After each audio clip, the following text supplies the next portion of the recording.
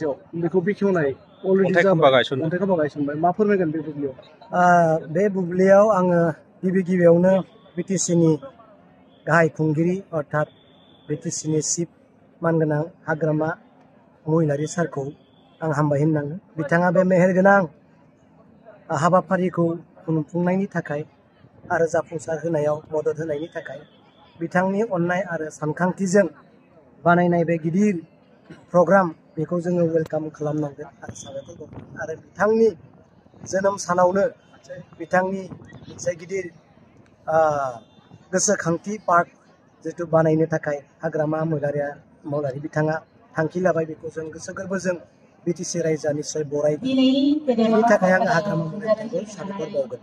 दा आंनिफ्राय आं बेखौनो बुंनो सानदों मानगोनां देंखोगिरि रुंसारि जुबिनदा बिथाङा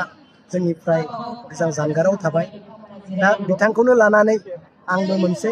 मेथाइ सुजुदों बे मेथाइखौ आङो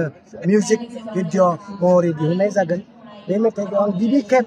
दिनैनि बे मेहेरगोनां प्रग्रामाव आं खननाय जागोन मेथाइआ ओरैबायदि जागोन आं एसे खनना होनोसै नामा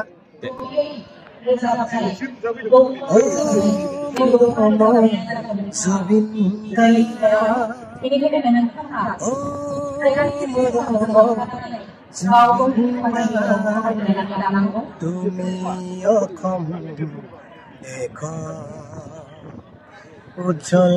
তৰা তুমি অসম দেশ উজ্জ্বল तरा बे मेथाइखौ आङो गावनो सुजुदों गावनो लिरदों आरो गावनो खनदों नोंथांमोना दसे उनाव बिनि फुल मेथाइखौ खोनागोन आरो बियो साननैसोनि उनाव